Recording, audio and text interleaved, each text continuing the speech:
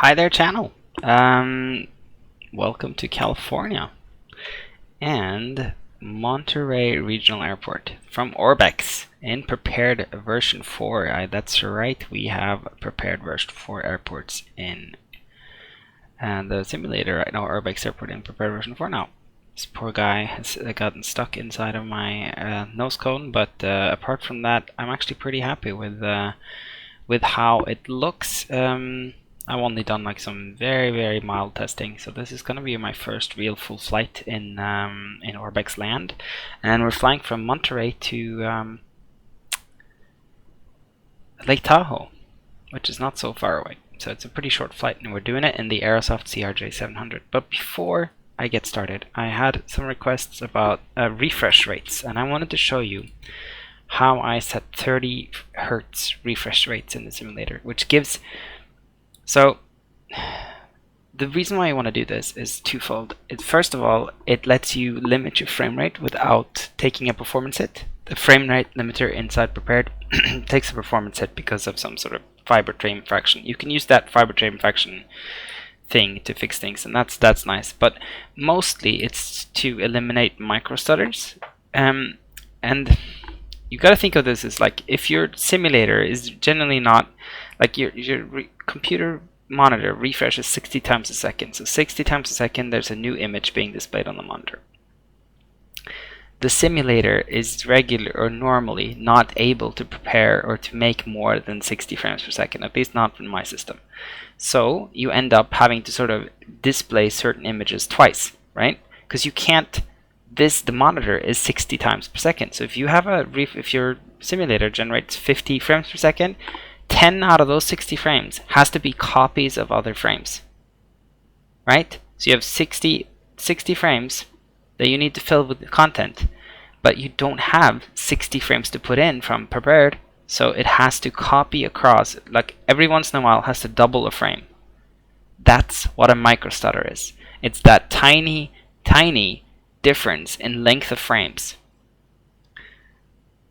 If you have 30 frames per second, it's okay in a sense, because 30 frames per second, it's just doubling every frame, correct? But I don't know, it's hard to get it to stick to 30 frames per second perfectly. So you can change the refresh rate of the monitor from 60 Hz, so 60 frames per second. That's the monitor. The monitor wants to display, it does display 30 frames per second regardless of what it's given from the computer. It just repeats frames. If you set it to 30 Hz instead of 60 Hz, there's only 30 boxes for the simulator to fill. So you can set up Vsync in the simulator, and the simulator will not display any more than 30 frames per second. The extra power that it then has left over, it can use to load scenery and that sort of stuff, and each frame will be the same length as the other frames, and they will be smooth. So how do you do this? Well, you right click your desktop and you go to the NVIDIA control panel. This is only if you have an NVIDIA system. Once that gets up, you go to the part called change resolution. And in change resolution, there is usually, you have like a native resolution thing, and that's usually set up at, as you say, 60 Hz, and there's no option to change that. But what can you do? You can go customize. You can like add a custom resolution. When you add a custom resolution, you're able to set the refresh rate to something else, and you can pick 30 Hz. At least I could on my monitor. So just a normal Dell 2713 HM monitor, but I think many monitors are able to do that. Then you go save, and you go apply, and you select that refresh rate instead of the other. So you can see the difference now. I'm just going to change. I'm going to change back to 60 Hz. Hopefully this doesn't crash anything. I'm going to say yes. So as you see now, I'm getting frame rate counts here of 39, 34, 43, and you can see them. I don't know if you can see this, but the mouse pointer is moving very smoothly because the mouse pointer is rendering at 60. This is rendered by a different system, so it's rendering at 60 times a second. There's a new mouse pointer on the screen. So you can see up here, you can see there's, yeah, I don't know if you can see it, but anyway, it works. Problem is, if I try and sort of move slightly sideways or something like this, there's, you see there's like that was a stutter. If you pay really close attention to how, say, the light pole is moving in front of the building, you can see that there's like, it's slightly jagged. There's also Chaseplane to a certain degree, so this isn't a very scientific test. But let me now change to 30 Hz. and you'll instantly see that my frame rate will go down to 30 because I have Vsync on, and there's no point for my simulator to generate more than 30 frames per second. There's no more boxes, there's no more sort of images to fill on the screen. It should be smoother. I don't know if it's going to be perceptible in YouTube, but to me, this is a smoother transition.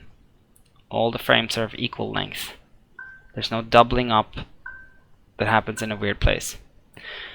The downside is something like the mouse. I don't know if you can see, but you see I'm moving at the same space. You see the much bigger difference, much bigger sort of separation between the mouse images that are rendered.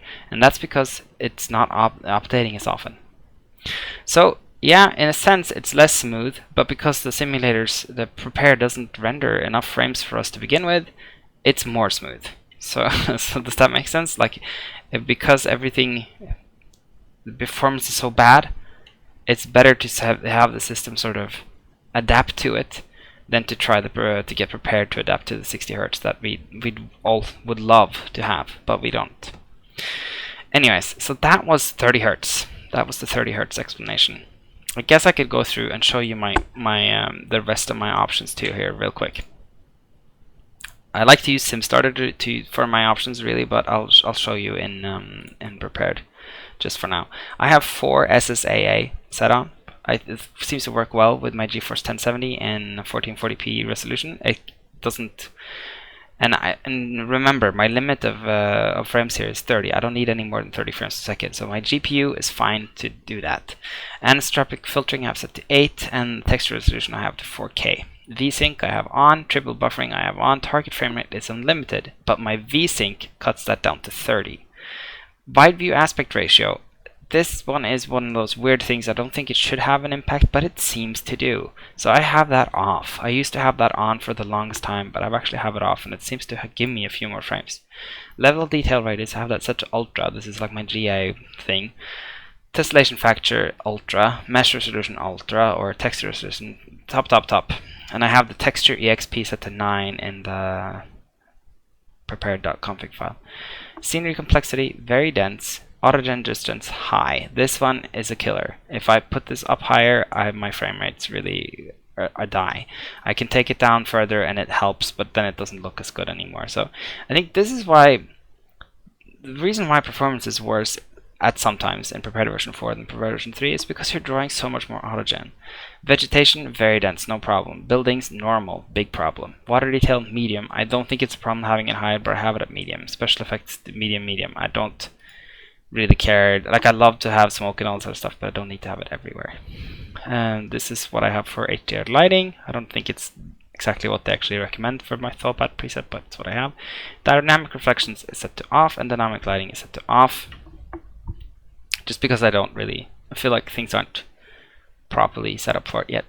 Shadow quality and distance, high, and then I cast it for the vehicle and the sim objects, and I also have it to receive. That's so that I can see, because certain airports use sim objects for runways and stuff, and I really like to see the shadow from the plane. And then I have clouds set. For weather, 90 miles maximum, detail clouds, volumetric fog, detail perception, yes. Traffic, this one's a big one. Road traffic in detailed scenery is absolute murder for me. That's like 10 FPS, it's the biggest thing. But in like non-detailed scenery, like what we have now, and when I say detailed scenery, I mean things like LAX, London, Amsterdam, big cities, right? Non-big cities, it's not a problem at all. So it's really sad that I have to set this down, but I do. It's because if I get into the wrong type of scenery, it's murder. Ships and ferries, 15. I can't live without the AI ships.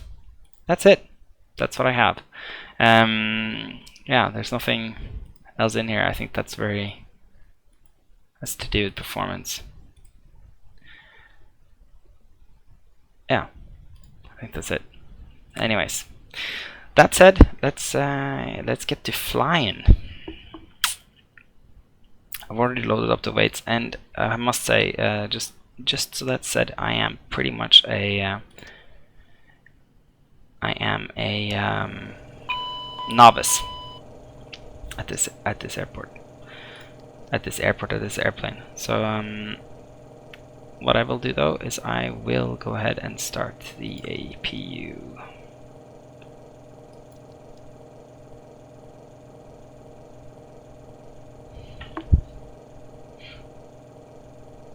And we can go ahead and get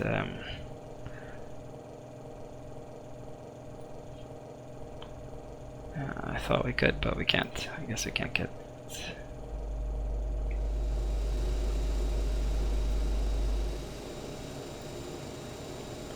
GSX does not recognize our position, so we'll have to do a normal pushback today.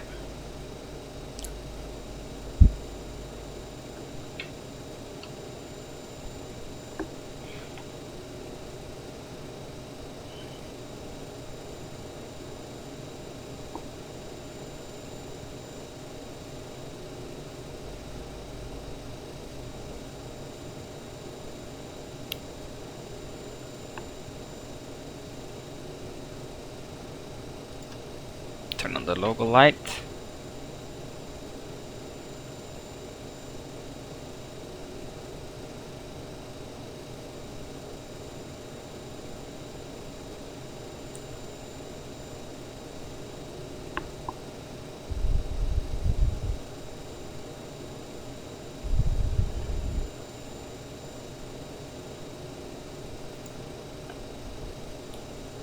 I'm gonna just change it. It's kind of weird. I'm very uncomfortable with the electrical panel, but it seems like it's all served by the APU at this point, so that's cool. We got what we need.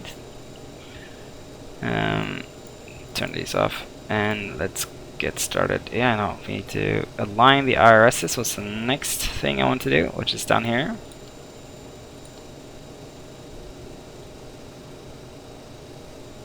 I think it's immediate.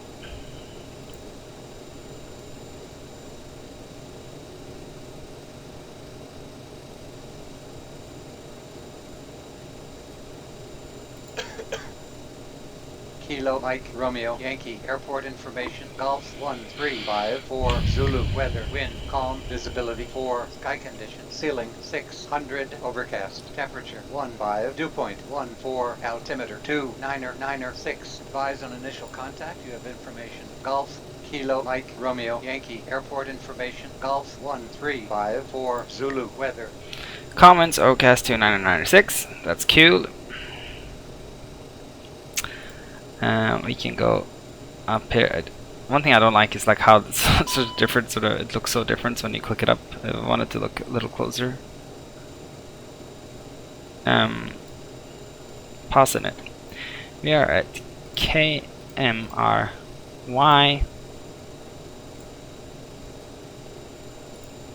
Let's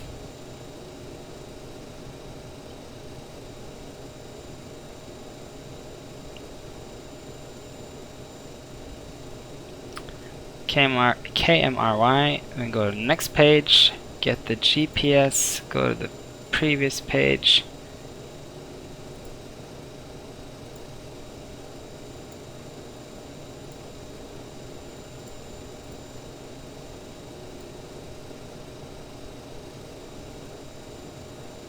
Paste that in, flight plan, KMRY. And we're going to K, then I always get this wrong, but I think is it LTV? TVL. KTVL. Our alternate is KTRK.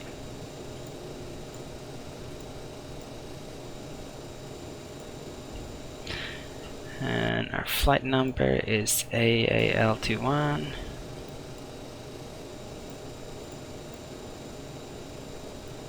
And our origin runway is 28 left.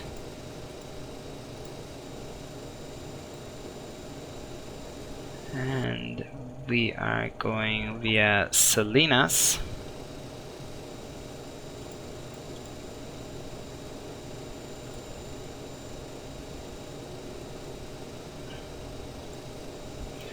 And we're going from Salinas, we are to doing the J126.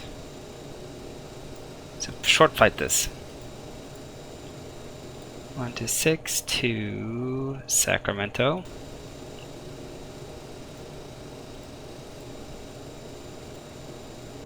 And from Sacramento we're going direct to SWR.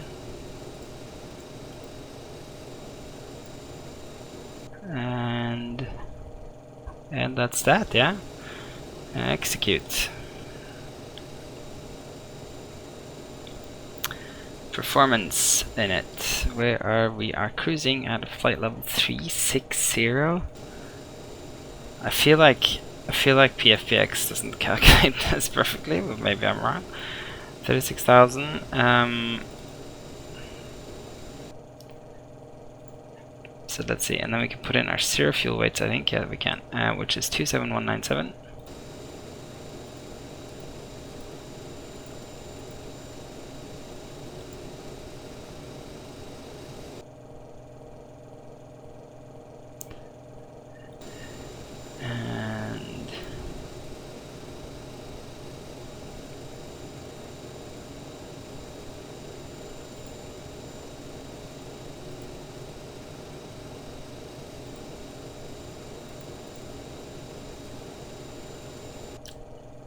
Okay, I think that's it. There's no departure or arrival here. We're just doing actually pretty much a straight out.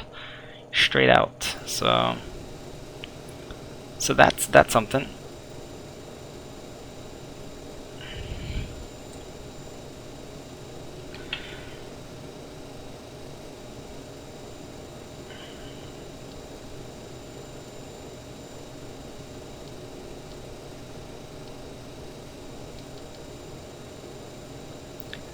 I'm just doing some things here. Turning on that was the weather radars that I've turned on. I kind of struggled with that last time. Another thing I struggled on was how to turn on the.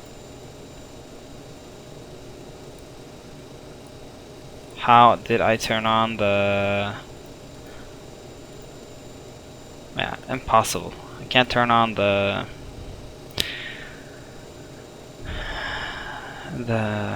transponder. Yeah.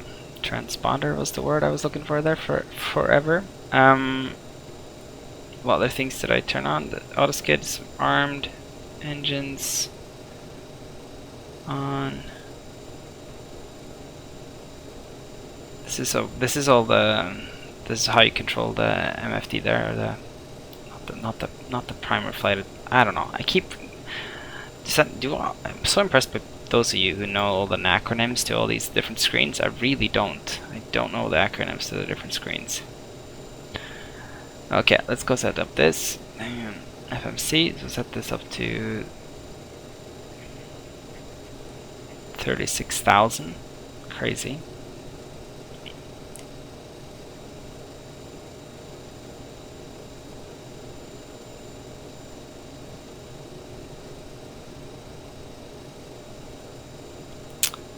And we'll go ahead and arm the flight directors, or where they were on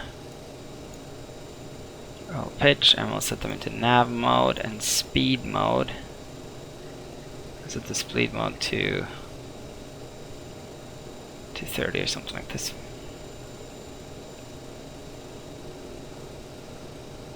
We can go over here to this thing, which is called Dave. We can go to V speeds. And it's already calculated the V speeds from putting in the weights, which you also put in here.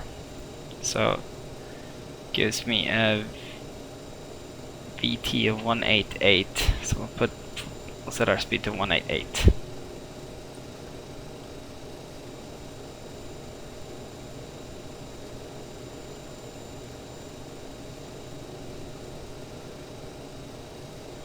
Okay.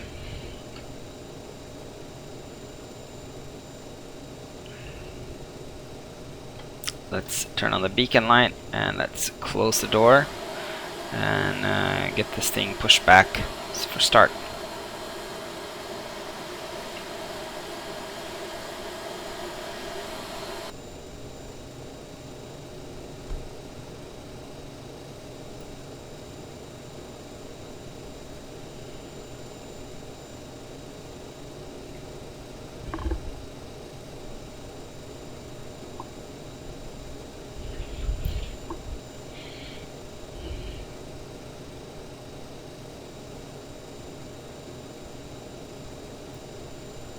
You just press the start, as far as I remember, and then you have the fuel cutoff here. And after you tip the fuel cutoff, you have to move the throttle as well. And then you should get a good start.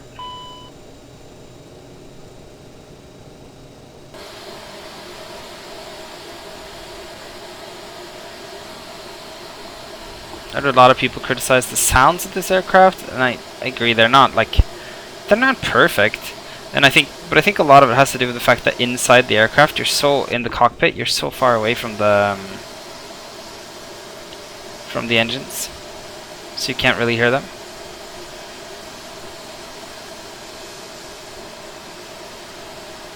They're not the best from the outside, but they're okay, I think.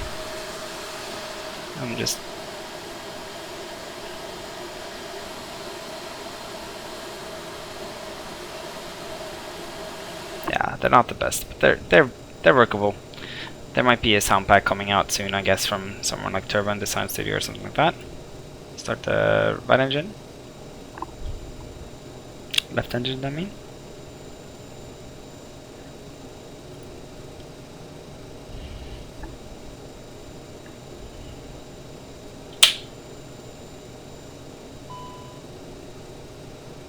Good start on the left engine.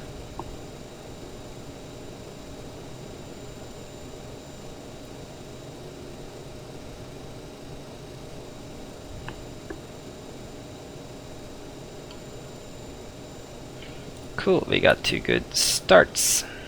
Go ahead and turn on the packs. And we'll turn on windshield heat, probe heats. We'll turn on our hydraulic pumps.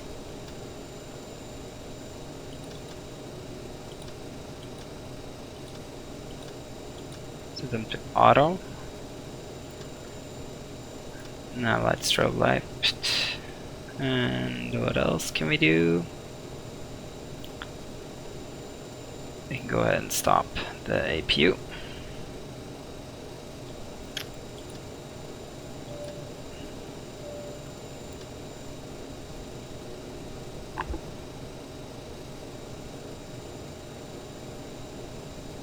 Oh yeah, emergency lights. Where are the emergency lights?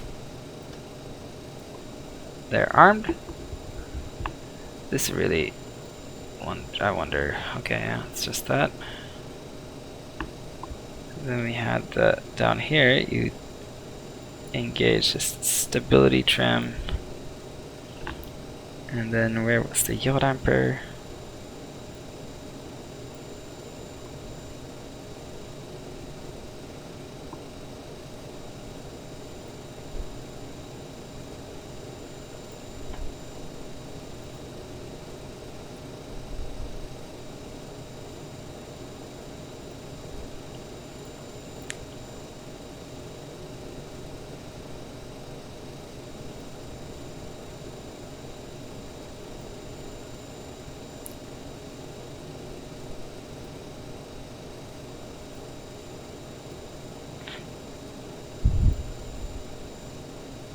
I'm a little bit, one thing I don't quite get is how do I tell it what flap setting I'm going to use and stuff. Maybe it's always 10.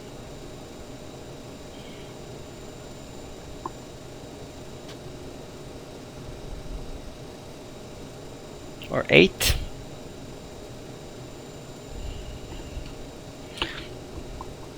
Okay, anyways, we're gonna go, and we are gonna go to 2.8, which is behind us of all places, so we're gonna have to do a little turn here.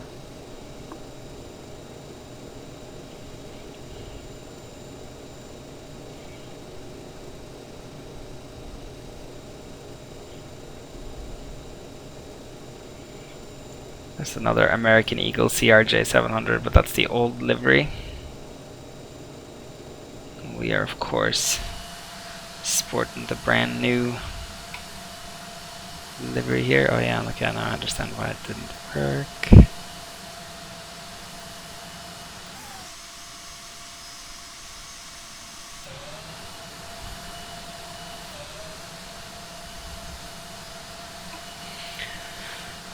need to import the views from my 900, which I've already flown.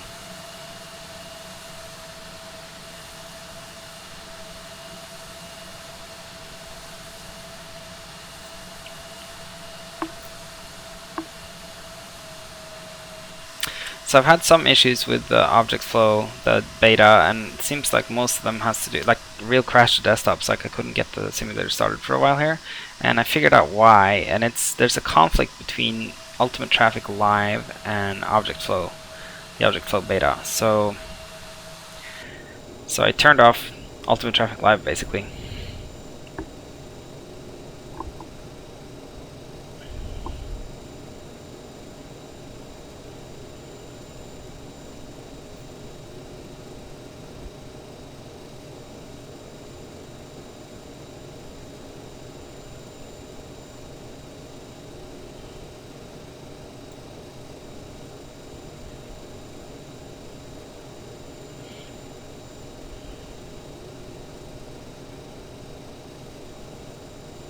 That was nice. Actually, last time I flew this, I tried to remove the yoke. I couldn't get it removed, which is a real shame because it really is kind of in the way.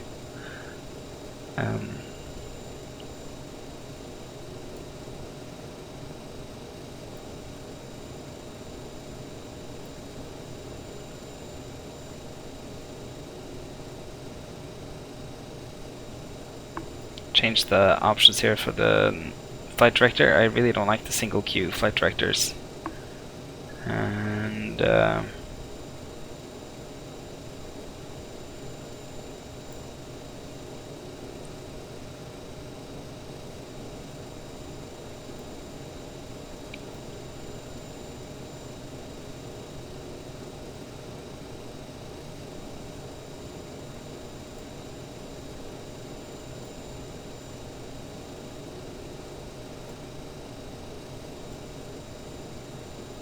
so we're kind of skipping a lot, obviously.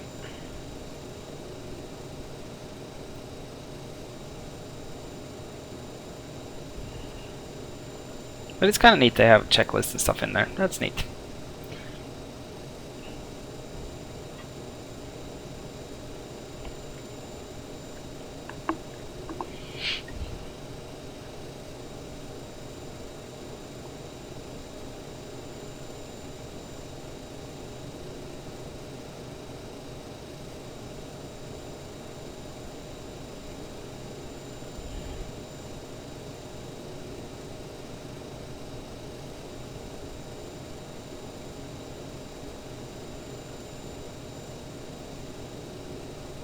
The terrain radar on the side,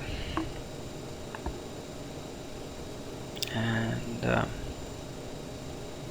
not gonna ask for takeoff today because there's no AI traffic, number one, and I'm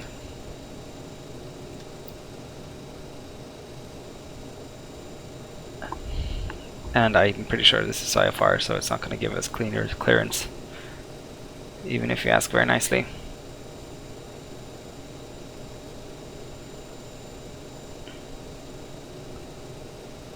So this is kind of like a FADEC throttle, which is similar to what you have in the Q400 and then Airbus. So you line it up and you put it into these gates, and then in those gates it kind of manages what you do. But below those gates, it's up to you. So you're going to bring it up to 60% here. Look for stable N1, and we have that. So we can bring it up to Toga. And not max, but Toga.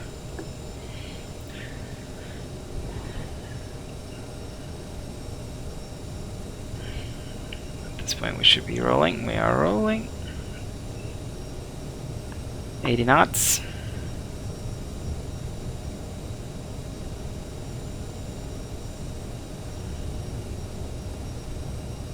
V1. Rotate.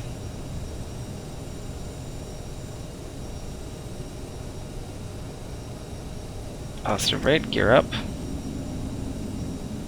and I'm gonna fly the flight director.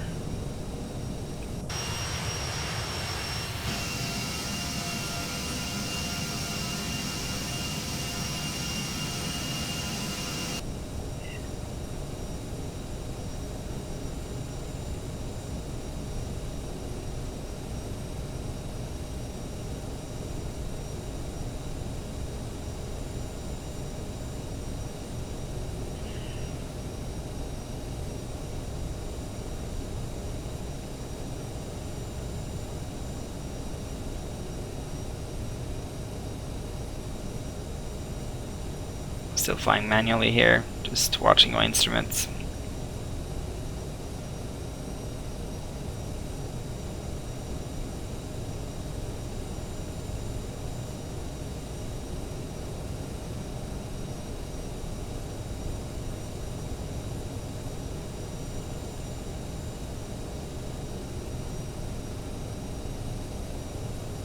Trimming down, so we are about to breach to the clouds. It's promising the clouds aren't so high up. At least we have some sort of frame of reference again.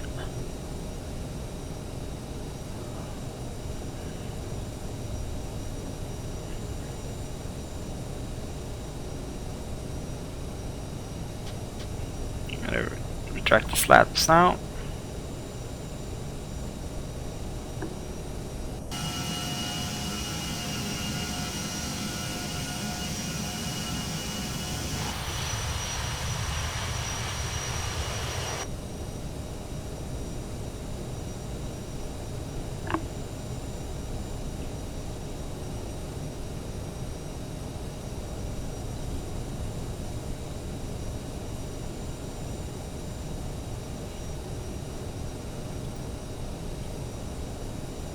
Switch to weather because we're at 8,000 feet, and yeah, I think we can set this to 250.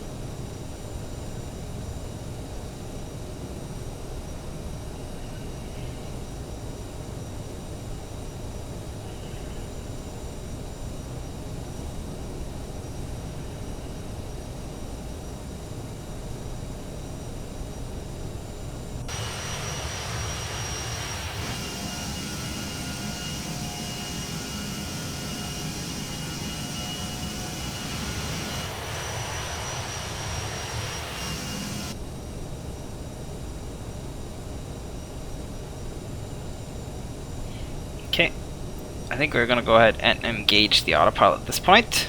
So that's the autopilot in, and we can turn off our landing lights.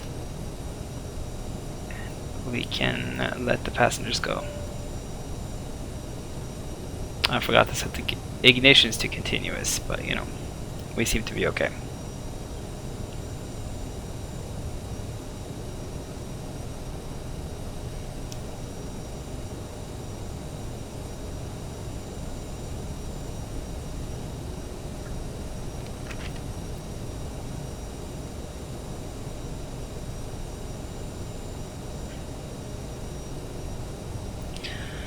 So one thing I've sort of tried to figure out and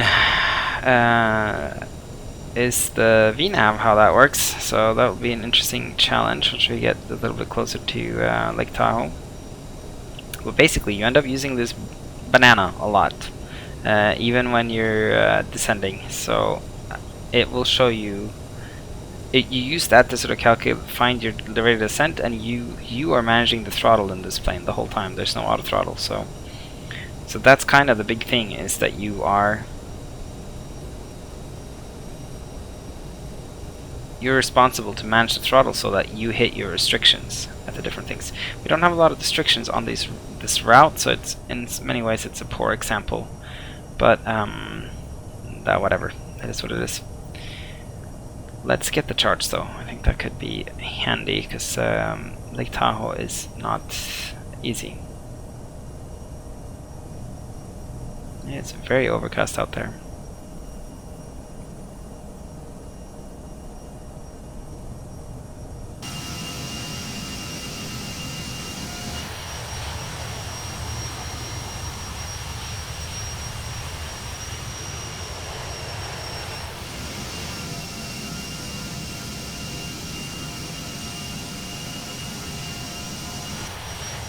Can't see anything. It's just clouds.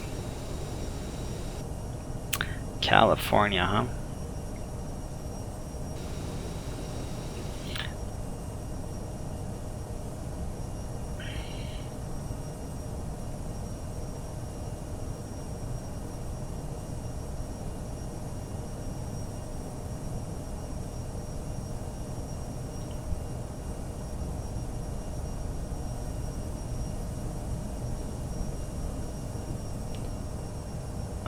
I had my throttles in the Toga detent, probably not good for the engines. So we'll see the climb rate here will descend. You see the blue banana will now move away.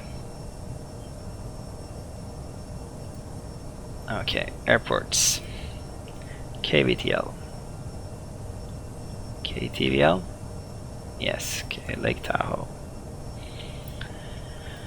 Lake Tahoe's pretty interesting because it doesn't have a lot of ways to land. It only really has one way to land, and that's on runway 18.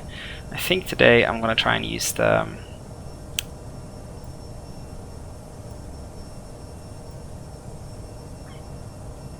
localizer DME. I've done the GPS last time and I found it a little difficult because I don't know how the RNAV really works on this. So what's the difference between these two? The difference is, I guess the difference is this one is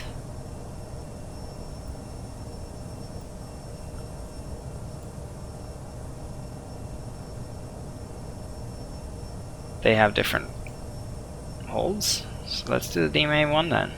Okay, let's do the DMA one. So you want to be at Squaw Valley at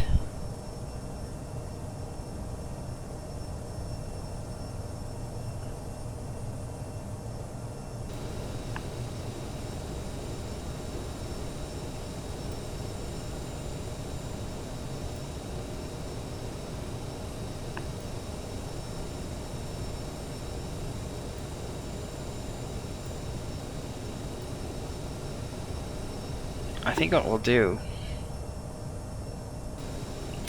let's put in Kings here.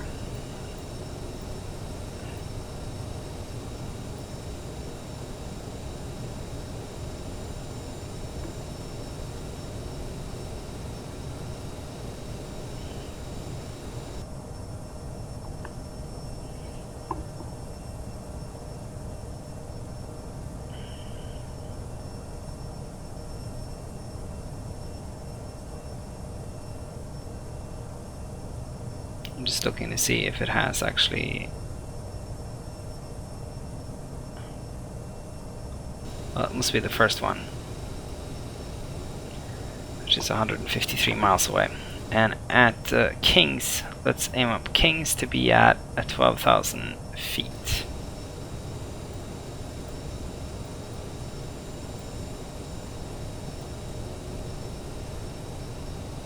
And we'll execute that.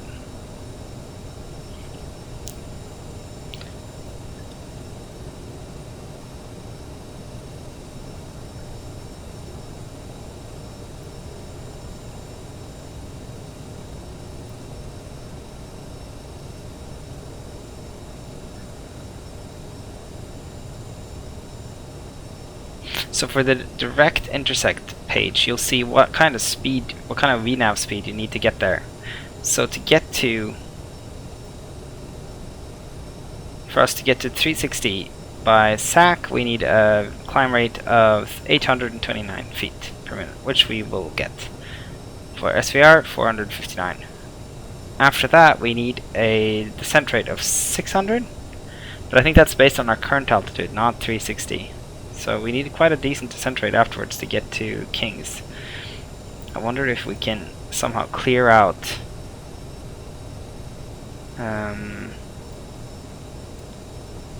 the SVR flight level here. I don't think so. Okay.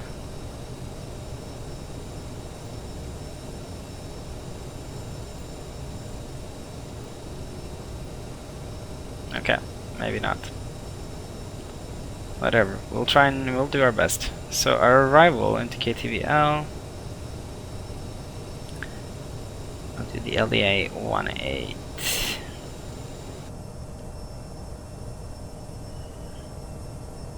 And we're going through SVR. And FMG, where's FMG? Yeah, that's it. And we execute that.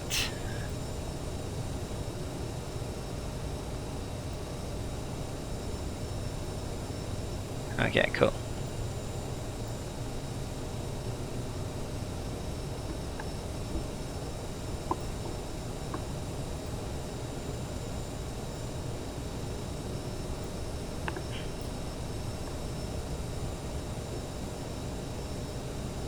See, now we have a proper flight plan with the right inhibition. Yeah, because we need to be flight level 360, flight level 120 or above, 12,000 at Kings, etc, etc. Cool, cool.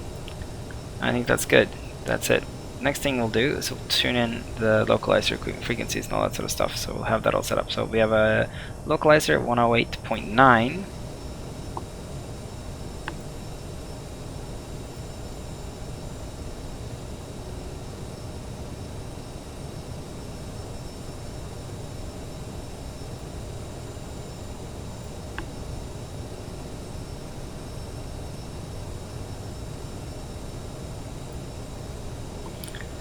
.9 and the course is 171.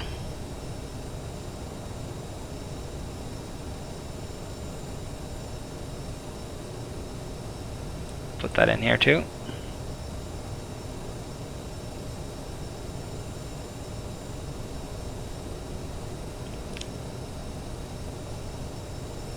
Scrolling has a really weird sort of acceleration to it.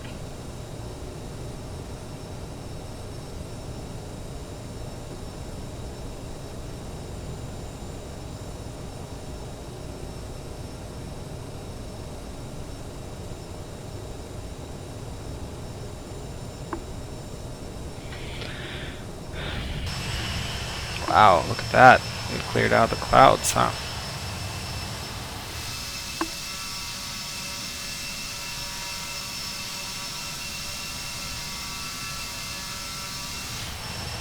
That looks pretty great.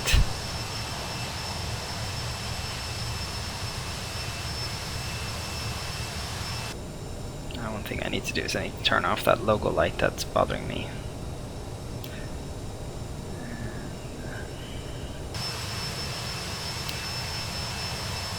Another thing is I need some inertia here.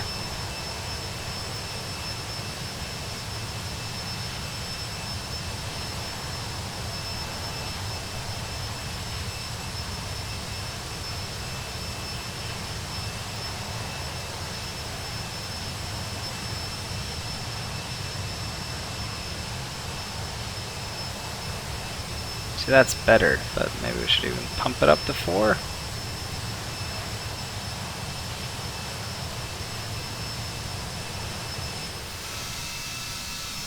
Yeah, there we go.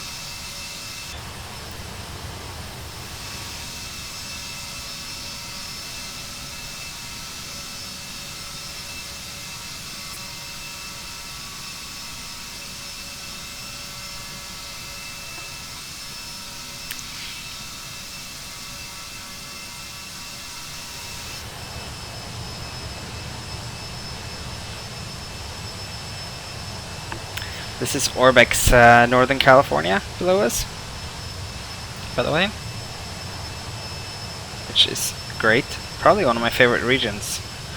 I think it looks really stunning and very varied landscapes and places to go to. Really, really good. Then again, kind of all of them are my favorite regions, except Australia, not my favorite region. But the other ones are all good.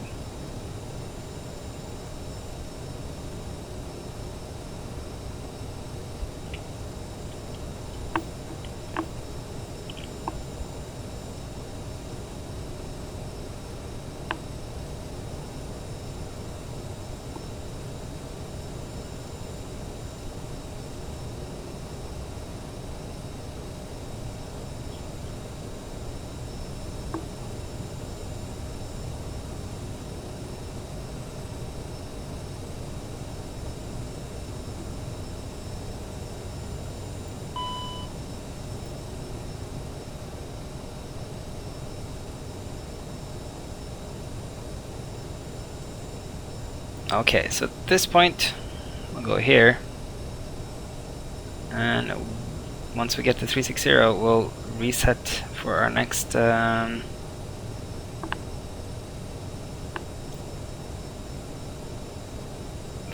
altitude, which is, so yeah, so it seems to think that we want to be at 1,800 at SWR, so we'll put it up to 1,800 and we'll line that up with SWR.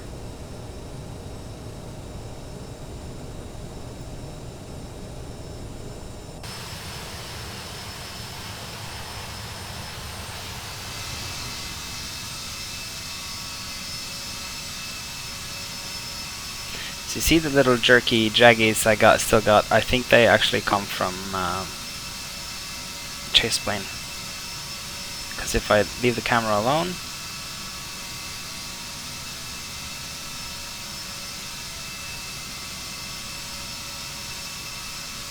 it's mostly pretty good. Yeah, maybe there's some stutters in the frame rate here. Some micro stutters.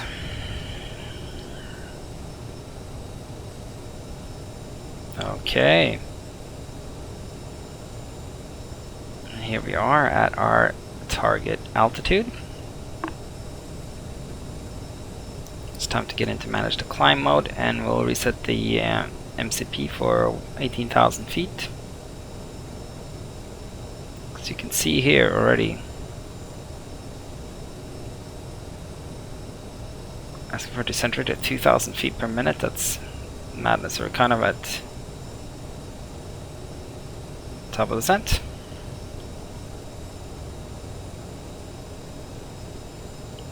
Set the throttles to cruise.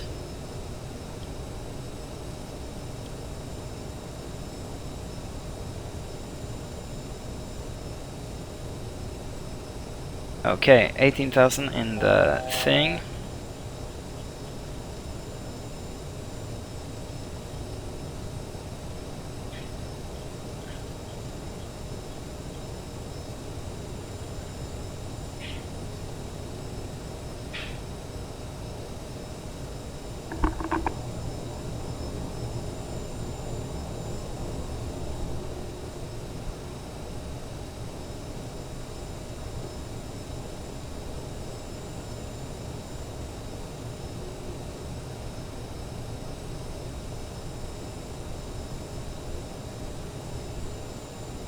So I have to go offline there for a second.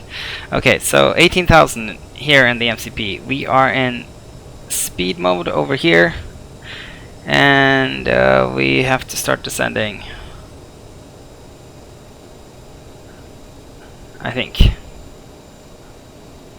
So I think that's how that works. We basically bring the throttle back, and it will descend to show us our to hit our target, I think. So let's see.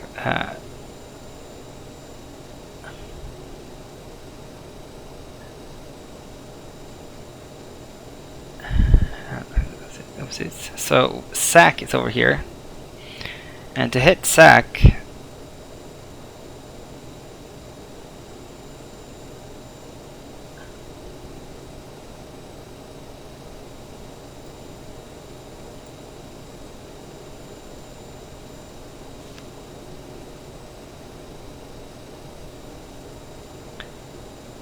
to hit SWR at 12,000 feet, 18,000 feet, we need to descend with a speed of 2,300 feet per minute, which we are at the moment.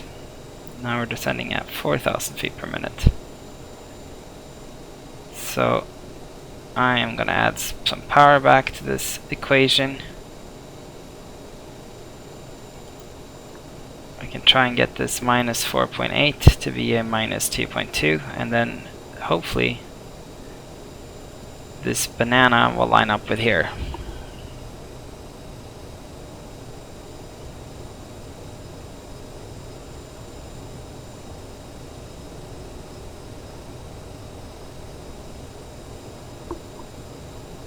And that's what I was hoping.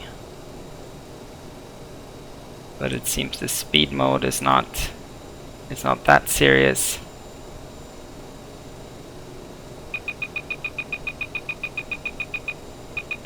Come on. Okay, there we go.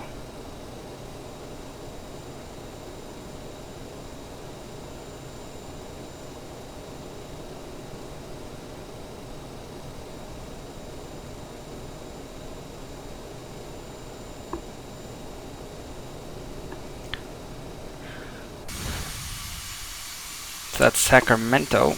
I have the Sacramento airport, but I don't have I haven't installed it in version 4 yet. It's a terrible performance nightmare in prepared version 3. See, okay, so here we're looking at, we're maintaining speed and we're dropping at 2.3. That's perfect.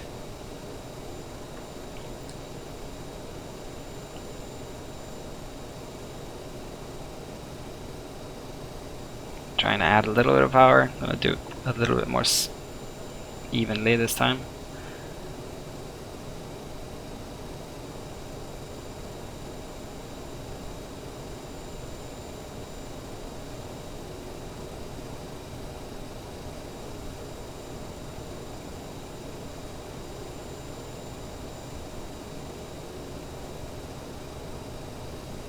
Very, very touchy on the throttles.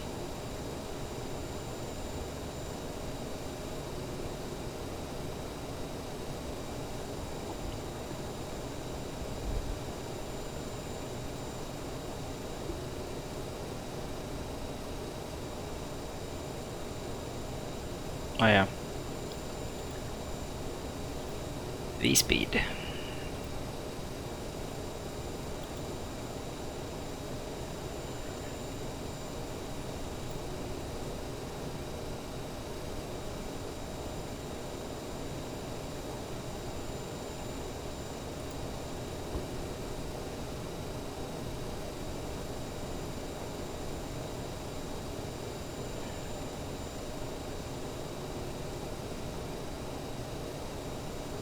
Hard to get this to be a smooth descent. It keeps going up and down here.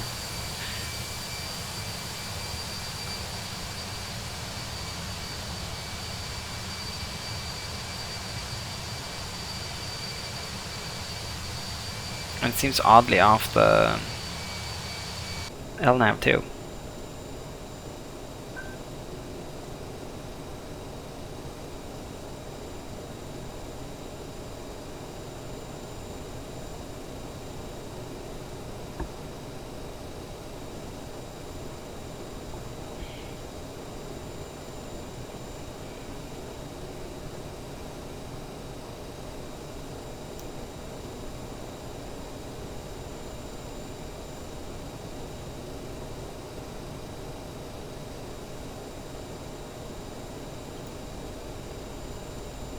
So let's try V-speed instead. Because if we set V-speed as our target, hopefully we'll be able to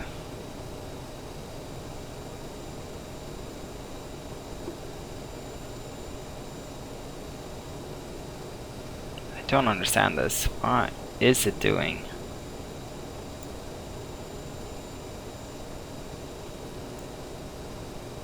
Oh, water pellet's not engaged.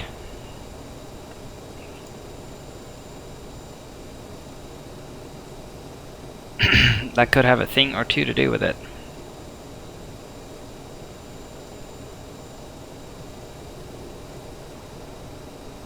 So now it's set to -2.2 and then I have to manage the speed. See if that's any easier.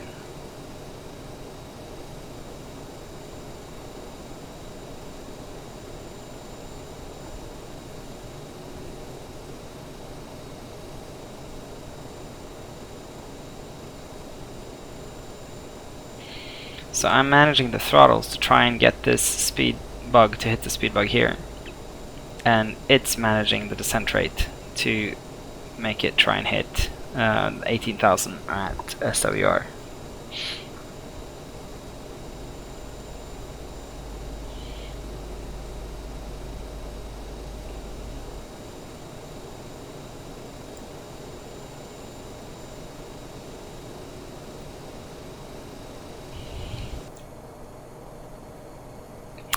A weird thing though is if you look at the chart, there's like a weird disconnect between Kings and SWR. Don't quite understand that, because it should go directly from here to here. Anyways, I think I'll just fly that on You know what I'll do? I'll fly that in heading mode.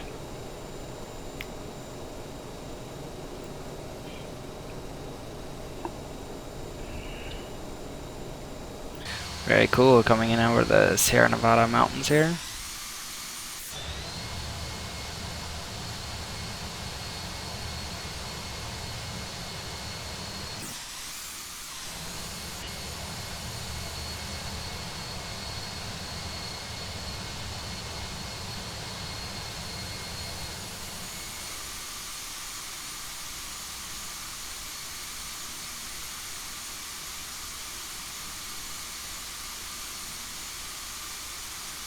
I think she looks great. I think I really like this. I agree that maybe the sounds aren't the best, and there are some issues here and there, but all in all, this is pretty nice.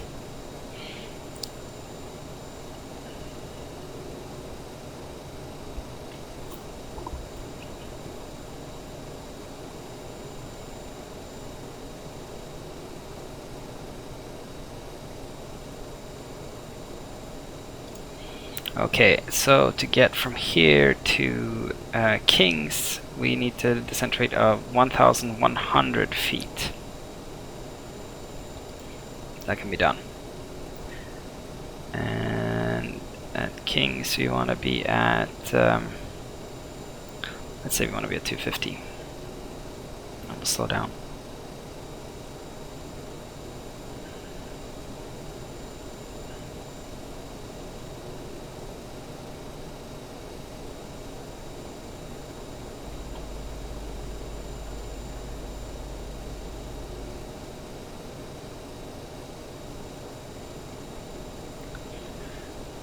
Once we get to SWR 2, we'll change nav mode to nav source from FMS1 to nav1.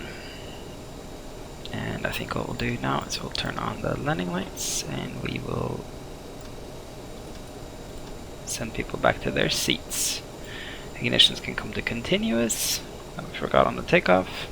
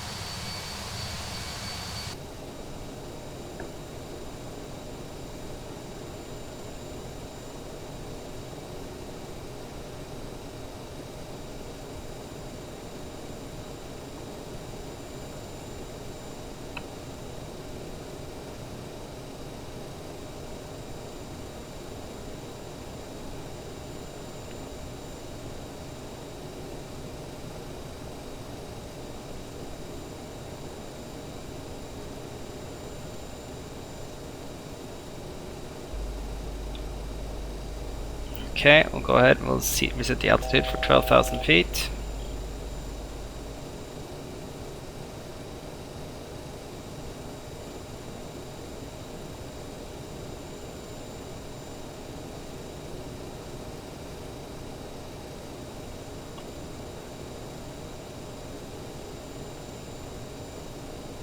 Set the heading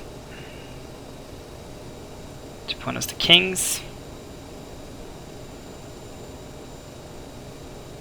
And we'll switch to heading mode. And we will get a V speed here of 1,700 feet per minute. So we'll type that in here right here. We'll retract the throttle to make it work.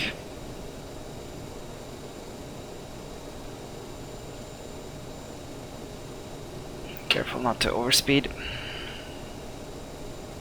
It's a little below to begin with there, but I think that's just a good thing. At this point, we'll change the nav source to Navior Local 1. Perfect.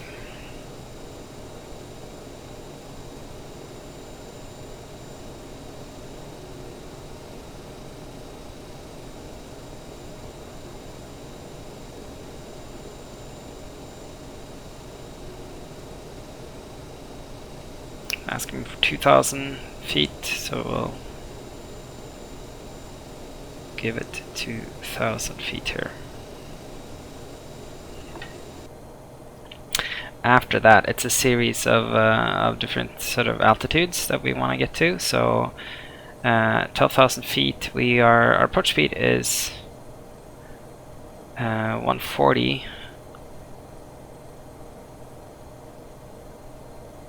which gives it a descent rate. We want to be in descent rate, or roughly around 800, around 800 feet, and then we want to be at 9,500 at shoal, which is 9.7 away, and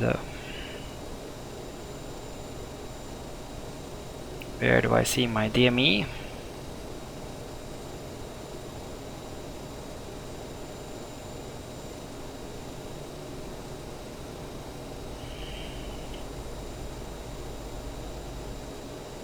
So yeah, it's already getting away from me. It's overspeeding, and it's not low enough.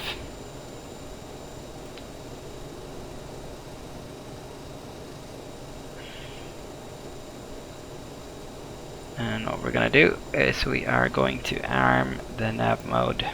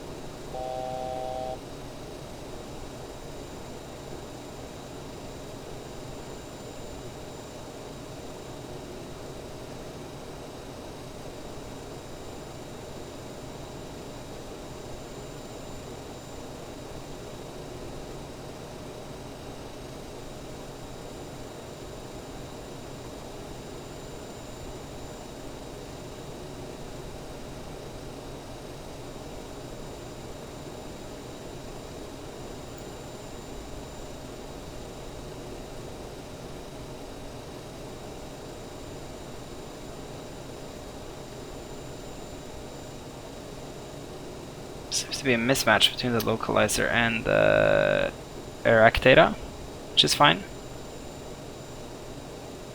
Okay, next altitude 9,500.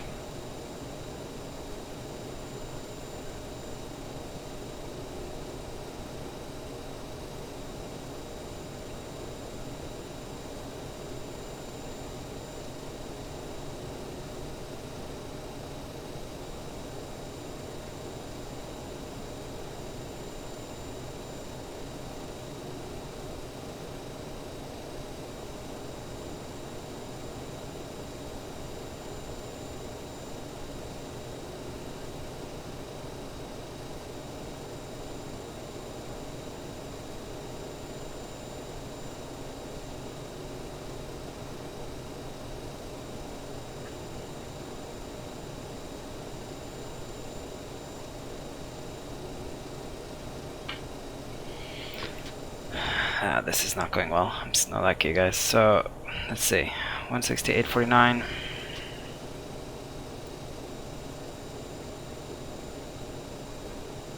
It seems to believe that it's captured some sort of glide slope and localizer. To me, it seems like it's captured nothing. But what do I know, huh?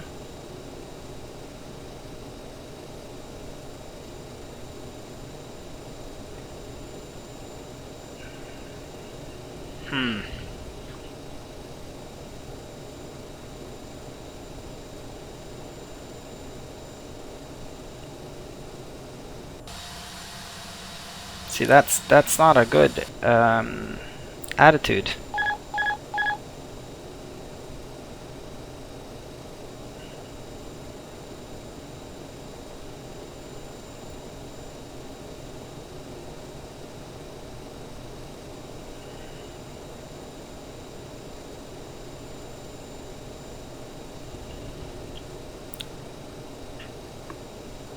So 9,500 at Shoaley, which is here.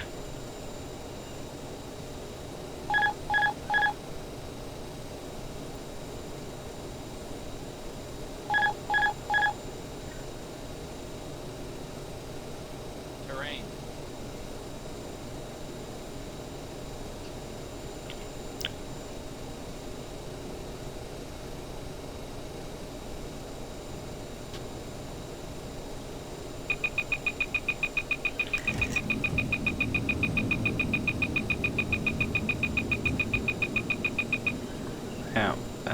need to arm the thrust reversers.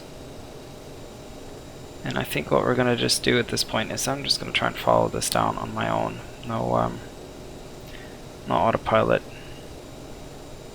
Very strange. I don't understand why it's doing what it's doing. I really don't. This shouldn't be this difficult. You can see the airport. So.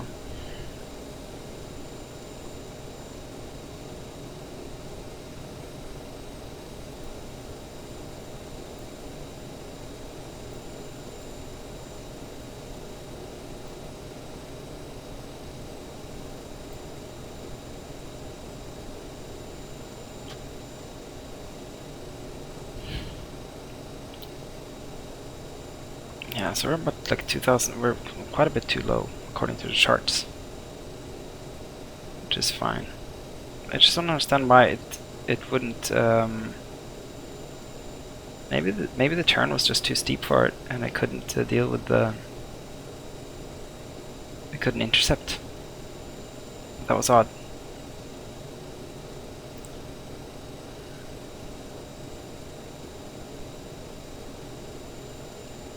So it's full flaps, kind of configured at this point. It is an offset localizer going down here, so we should have actually, I mean, we should have been more out to the sea, not so close to the mountains, which is why the localizer is offset. And we should have, at the last minute here, we should have proceeded, which is roughly here, but I mean, we have visual. You correct for the localizer.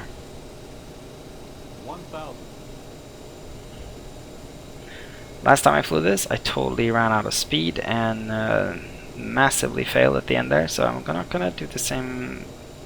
I'll try not to make the same mistake. We're way too low, but it's safe to continue, I think. Gonna decrease the rate of descent there for a while, without stalling the aircraft like I did last time. So really give it some more power.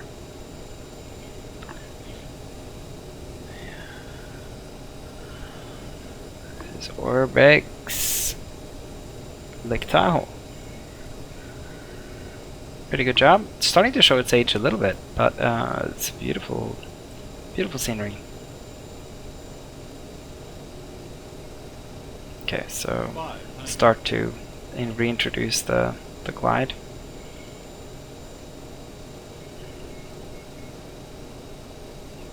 Being careful about the speed here.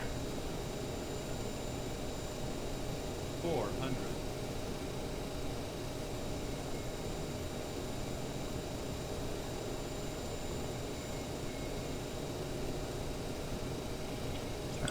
We're getting close to seeing a white light, I'm pretty sure. Should be.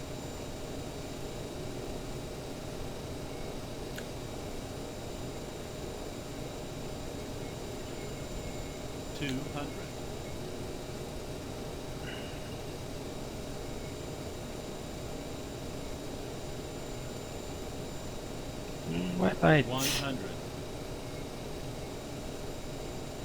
No buildings. 50. 40. 30. 20. 20. Oh, long. Come on. 10.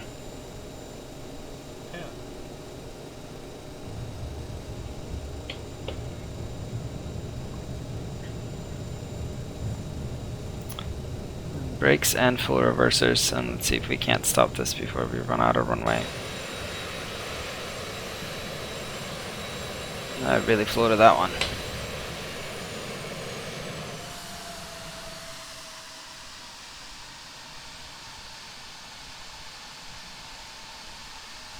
It's a shame there's no buildings.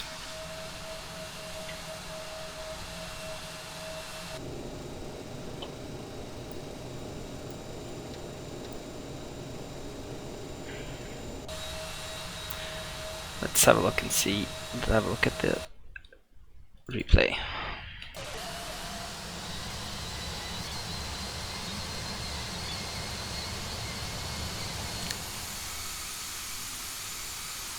I really do think it's quite a lovely aircraft. Really fun, easy to fly on approach. Actually, like it gets away from you a little bit. Autopilot's not the best. You really need to sort of stay on top of that, but the kind of, it's a lot of fun, a lot of work, which is a lot of fun. Totally missed the touchdown zone here. It's not a big touchdown zone. I mean, I was going for it, but there it floated and floated and floated and floated and floated and floated and floated. Big time floaty float.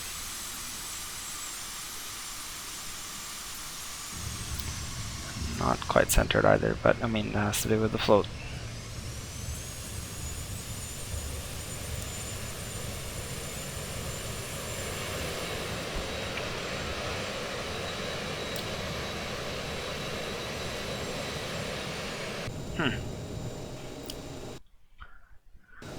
Yeah. Fun times. I'm not sure if I'm gonna actually even bother taxiing all the way in the air because there's no airport to show. Hopefully that'll be sorted out. Anyways, thanks for watching, you guys. I think this is I'm more and more I'm liking this aircraft. I think it's kind of, I would just call it a joy to fly. It's just really fun to fly, a big challenge, and really interesting. Handles so differently from the Boeing and the Airbus and the Q400. It's kind of like, it's kind of the missing piece. So I don't know, I recommend you get it. I think it performs pretty well too. The performance is good. It's really nice. Look at this. Yeah, no, something is totally messed up here. This is just photoreal.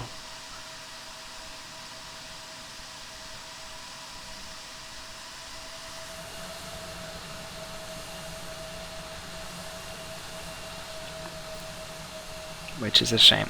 Anyways, thanks for watching, you guys. I'll see you in the next one. Bye bye.